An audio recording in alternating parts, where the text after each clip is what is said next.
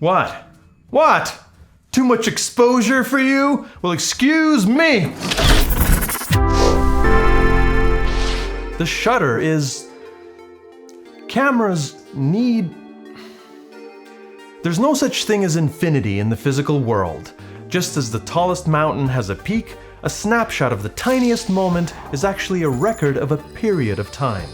In cameras, we call the setting that controls that period shutter speed. Why? As usual, because of olden times. The earliest cameras were just a box. You uncovered a lens, let light accumulate inside for a tedious amount of time, then covered the lens back up. This made selfies extremely challenging.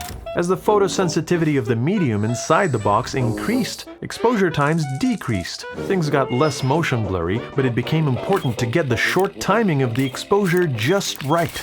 Jobs of hardworking lens uncoverers were lost to cheap, newfangled mechanisms, such as guillotine shutters, leaf shutters, and Packard shutters. The best designs made sure to close in the opposite pattern of how they opened, so that every particle on the film plane spent exactly the same amount of time in the light. But nothing could have prepared the industry for the disruptive technology of motion pictures. The rigorous demands of taking upwards of 16 photographic images per second were beyond the capabilities of traditional shutter designs. Luckily, there was a simple solution. Convert spinny motion into intermittent motion. The standard in pretty much all movie cameras from the time of Lumiere brothers to the century in which I began to be alive has been the rotary shutter, a disc with a wedge cut out that spins at a constant rate between the lens and the gate that lets light in. Of course, in practice it's actually much cooler. The wedges are doubled so the disc can spin half as fast, and it's angled 45 degrees and has a mirror surface so that between exposures light is bounced to a viewfinder so you can see what the hell you're filming. You might ask, Captain, you're very smart, but if we're now capturing continuous motion, why do we need a shutter at all?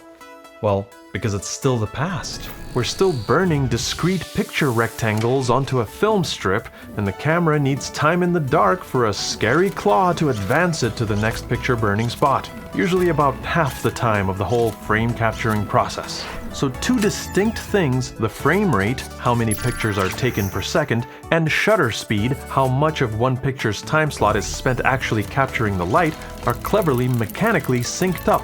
This is where we get the cinematic concept of shutter angle, measuring exposure relative to the life of a movie frame, as opposed to the primitive still photography idea of shutter speed measured in fractions of a second. You just have to get used to conceptualizing slices of a hypothetical pie as a percentage of an arbitrary unit of time, like a novelty Japanese watch. As movie cameras improved, it was possible to just barely increase the shutter angle to around 200 degrees. Of course, it could always be decreased, so you could artistically symbolize the carnage of an ancient Roman battle with sharp staccato frames. But if you wanted to symbolize the delirious aftermath of the ancient Roman battle with blurry, streaky, long exposures, you had to actually lower the frame rate. But honestly, no one wanted to dig into the camera to switch the little disc. You had to tell the rental house in advance. 180 degrees was fine. Aside from specialty high-speed cameras that used crazy things like a rotary prism to expose continuously sliding film, exposure time of half the frame rate became the unspoken standard in cinematic art. And since the world agrees that 24 frames per second is the best frame rate, all the most iconic images in our collective movie memories, from Star Wars to Star Wars, are built of 1/48th of a second moments in time held on screen for twice that long.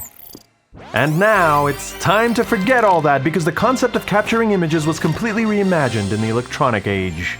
Film was out, and the capture medium became tubes, which we don't have time for that. But eventually, it became something like film again, an array of photosensitive silicon pixels on a chip.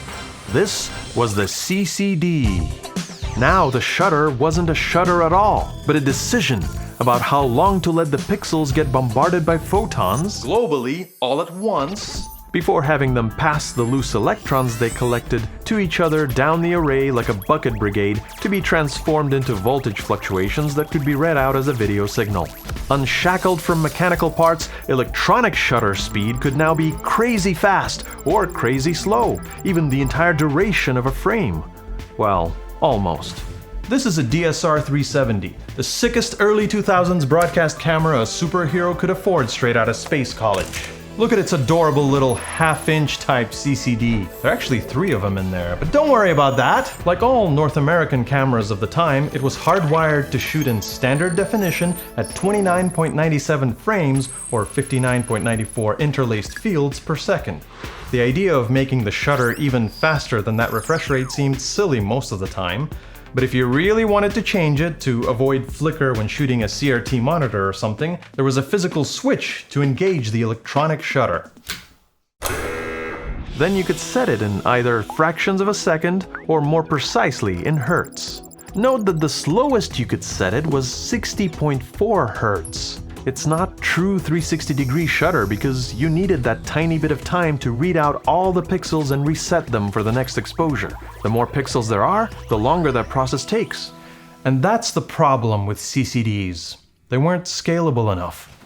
When the other spawn of Omega Draconis gifted Earth the corrupting technology of high-definition television in early 21st century, humanity suddenly needed a cheaper way to capture much larger images at increasingly obnoxious frame rates.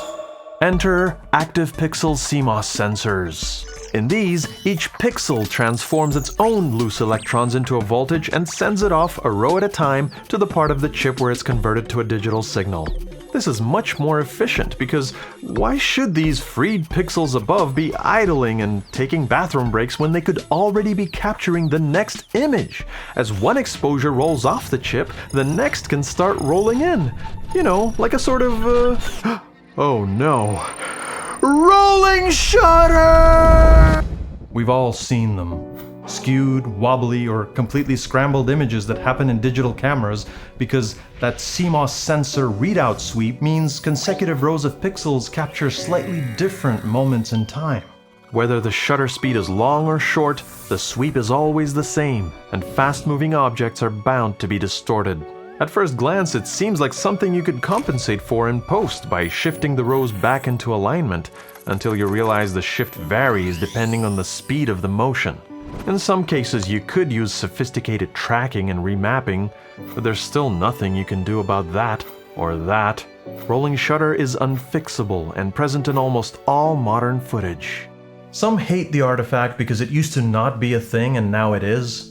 Others don't care because they grew up with it and think this looks fine. And a select few are gradually driven to madness by a simple question. Captain, all mechanical shutters are literally rolling shutters.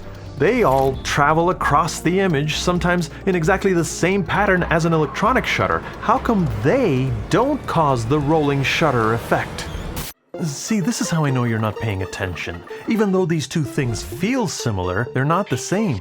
At a given shutter speed, the mechanical shutter takes that time to traverse the whole frame. The CMOS sensor takes that time to expose just one row of pixels, and starts exposing the next one only after a delay long enough to accommodate the eventual readout time of the previous row. It's like a stack of traditional cameras rigged to fire at a slight offset. Wait, is that how they came up with bullet time? Another factor in why even a narrow-angle rotary disc shutter seems to avoid rolling shutter artifacts is a little thing called the lens. It's there to focus light perfectly on the focal plane. But the shutter is way out in front. Here, the light is still unfocused, and any disruptions to it appear diffused. It's the same reason changing the aperture inside the lens doesn't show up as an actual iris in the image, but as an overall change in brightness. Of course, it's a matter of proportion. In very old, large-format cameras where a giant shutter was near a giant glass plate and moved relatively slowly, it actually did cause a funny kind of rolling shutter. Some even say it's where we got the classic concept of cartoon speed distortion. But even for modern stills photographers with their lightning-fast focal plane shutter DSLRs, the physical position of the tiny curtain makes a difference. It's funny, some cameras do this hybrid thing called electronic first curtain shutter, where the exposure is started by the sensor, then the mechanical shutter closes to end it, and the optical discrepancy between the two has a weird effect on bokeh, the blobby bright spots in out-of-focus areas that photographers are obsessed with, and it's hilarious to see them cry about it. Oh, my bokeh, my precious bokeh! Look what's happened to it, oh no!